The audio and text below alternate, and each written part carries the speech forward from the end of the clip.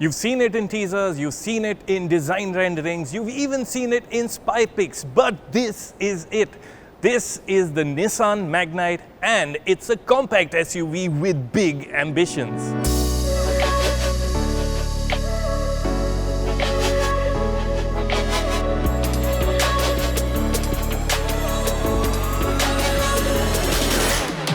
The Magnite is an all-new model and will be up against a whole host of compact SUV rivals. Nissan, for its part, is confident the Magnite styling will make the right first impression. There is a fair bit of resemblance to the larger Nissan kicks in the headlights that peel back on towards the body, and I also like that the bonnet has a lot of cuts and creases that add some muscle to the front end. Now, talking of the lights, LEDs on top, LED DRLs, L-shaped, quite unique, and also LED fog lamps lower down. But the focal point up front has got to be this grille. Now, in case you're wondering where you've seen it, yes, you've seen it on a Datsun before. The Nissan Magnite actually was intended to be a Datsun compact SUV, but is finally going to take shape as a Nissan. There's nice detailing on the headlights and the grille, and the skid plate up front also helps with the look. Nissan hadn't revealed all dimensions at the time of shooting this video, but at the size, the Nissan Magnite looks pretty substantial.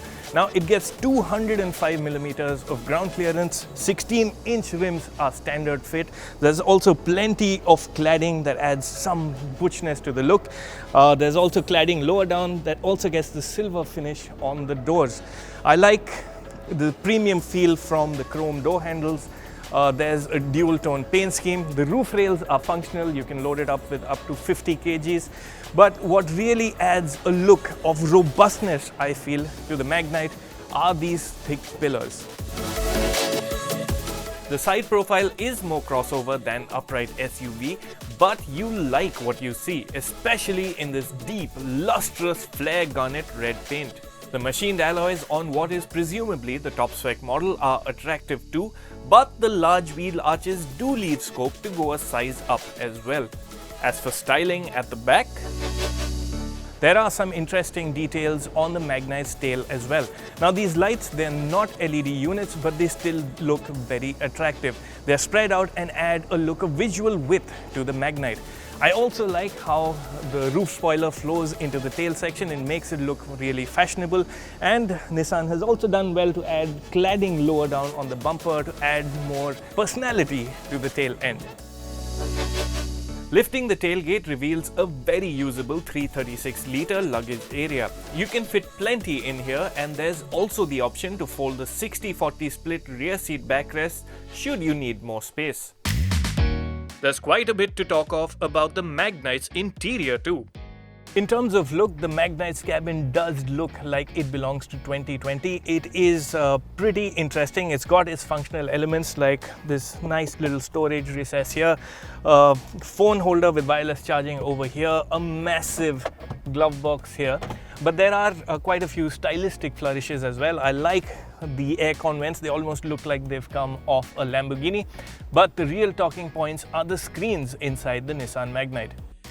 The smallest of readouts are set within the knobs for the climate control system and look really cool.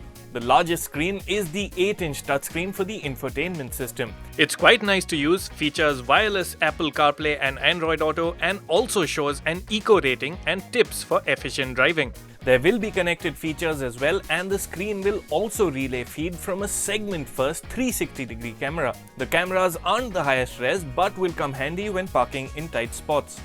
But arguably the most interesting screen is the 7-inch TFT unit at the instruments. It's bright and easy to read, welcomes you with a neatly done animation, and there are smart graphics for the tire pressure monitoring system too. Fact is, Nissan has packed in a lot of goodies into the small Magnite.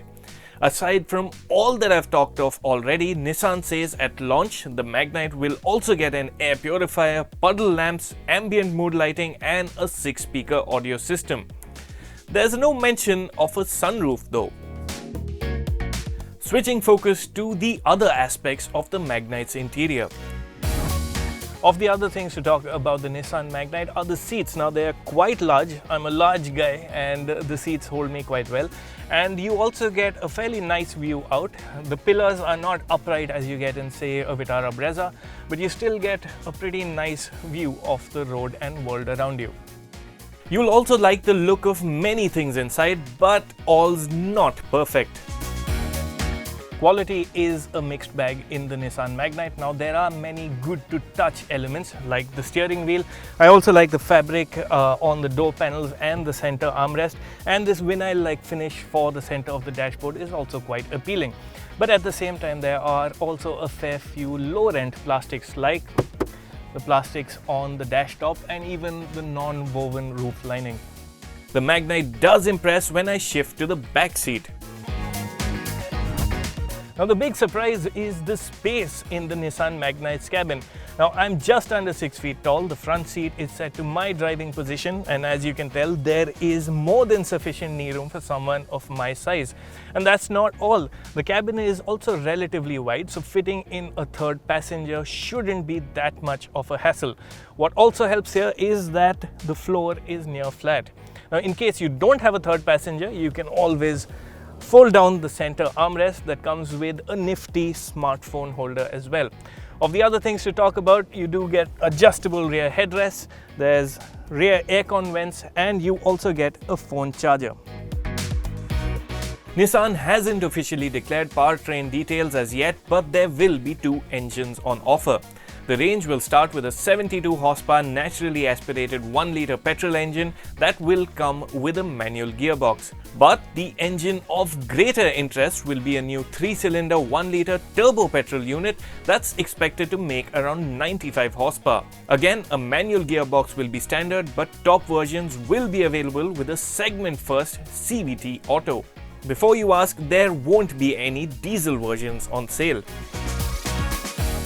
Of the other details, you should know that the Magnite is based on Renault-Nissan CMF-A Plus platform that also underpins the Triber 7-seater.